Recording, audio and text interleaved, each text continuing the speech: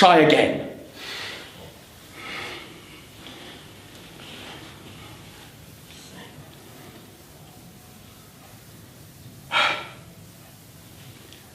My lord, I want to leave Salem. My lord, I want to go to rich man, to teach you, my lord, what it is to be a loving husband who protects his wife and his marriage, my lord. Sir Thomas Erpingham was a very lucky man. He had a beautiful wife and he had fine lands, and his lands were near the city, an easy walk from his lands to the city, and abutting his land there was an abbey, and separating his land from the abbey lands there was a high stone wall. Unfortunately, at this time, the reputation of the abbey was not what it should be. The townsfolk and the manor thought the monks in the abbey, the friars in the abbey, to be lascivious and venal men, interested far more in the flesh than in the spirit. Now, whilst this may have been true for some brothers, it wasn't true for all. But one it certainly was true for was Friar John.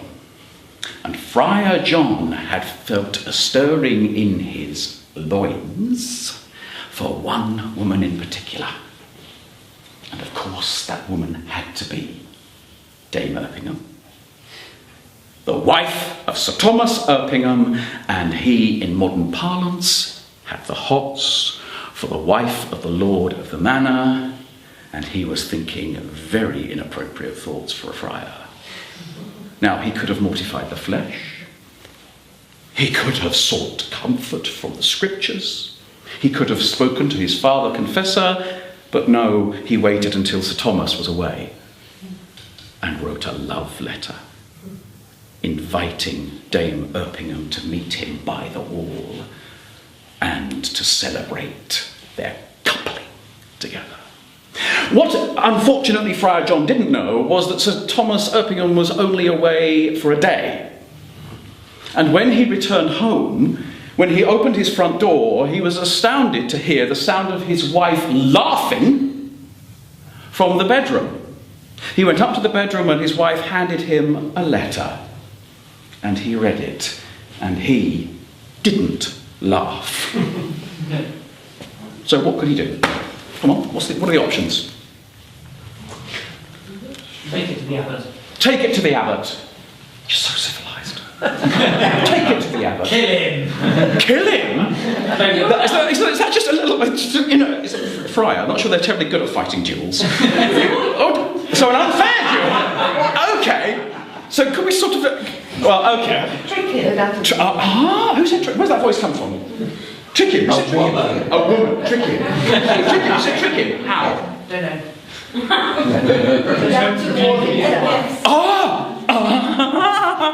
So Thomas asked his wife to write a reply, to agree to the tryst. And so Friar John, in the middle of the next night, left his cell and went out into the gardens and round to the other side of the wall for his tryst with Dame Erpingham, and there she was in her silk cloak with the hood up covering her face because she was coy and a lady, and he went up to her and he let his fingers walk up her shoulder from behind and placed his hand upon her shoulder and said, "My desire is hot for you, my lady." And then the hood was pulled back and he found himself staring into the eyes of Sir Thomas Erpingham, who took his staff and struck Friar John across the head so hard the sound was like a cracking nut, and the friar, this will satisfy you, fell dead to the ground. So Sir Thomas looked. Now, actually, you know, he obviously wants to protect his marriage, but he's now killed a friar. This is quite a serious problem. So he went to find his groom of the horse, who was a loyal servant. And the groom of the horse looked at the dead friar and knew exactly what to do, because servants always do in these situations. So they heaved the body back over the wall and let it drop the other side. And then the groom climbed over and found a bench and sat Friar John on the bench as if he was fast asleep. And then he went back over the wall and the two of them went into the manor and promised never to speak of it again. Come the morning, the abbey comes to life. And Friar Richard, who is not a man of the flesh, he is a man of the spirit and of the word. So he has been up praying at matins, and he has gone into the garden to do his work before he must go to the city and walk all the way along the city road to the city. And there he sees, when he is coming back from the garden, that there is Friar John, fast asleep again, has obviously been out all night again. And so he shouts to Friar John, "Wake up!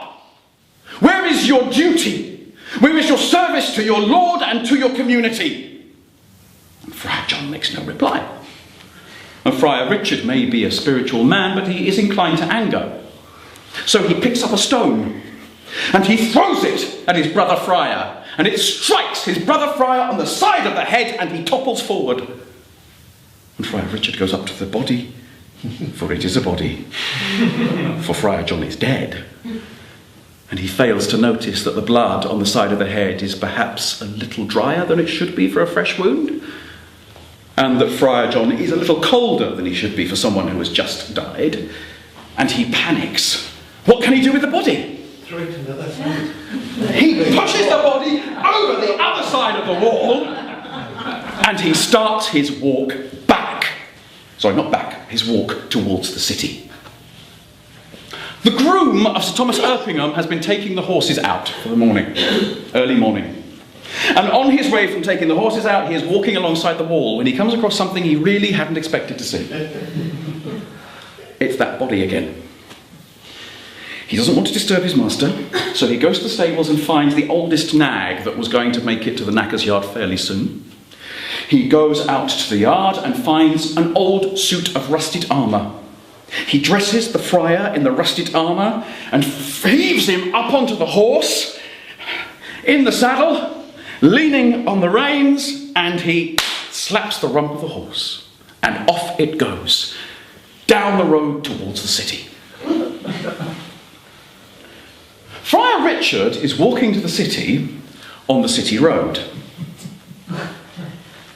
As he's walking, he hears the sound of a horse coming up behind him. He doesn't turn round. He's too busy in thought, thinking about his immortal soul and the fact that he has killed a brother. And then the horse starts trotting alongside. Is trotting the wrong word? It's walking. What's walking pace? Is trotting okay? Thank you. Trotting's okay. Trotting alongside him. And there's nothing he can do. He must greet the rider. And so he looks up to greet the rider. "Good Sir Knight, are you travelling to the city?" But the visor of the knight is down. So he keeps walking. "It's a pleasant day, Sir Knight." And at that point, the horse just has a slight jitter. And as it jitters, the visor falls open and the head leans back. And Friar Richard sees his worst nightmare.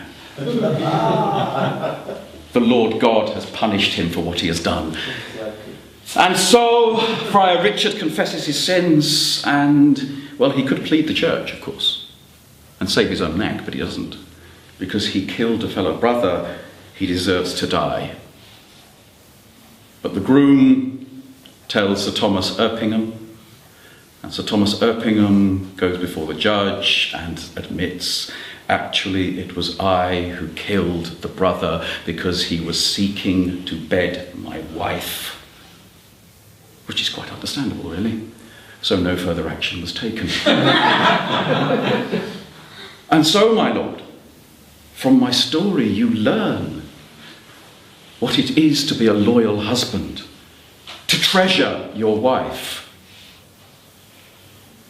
"What it is," said the prince, "to be a man with a temper and prone to violence, to be venal, to take another man's life because he dared to touch what you thought was yours, or seek to touch it anyway. You'll have to do better than that.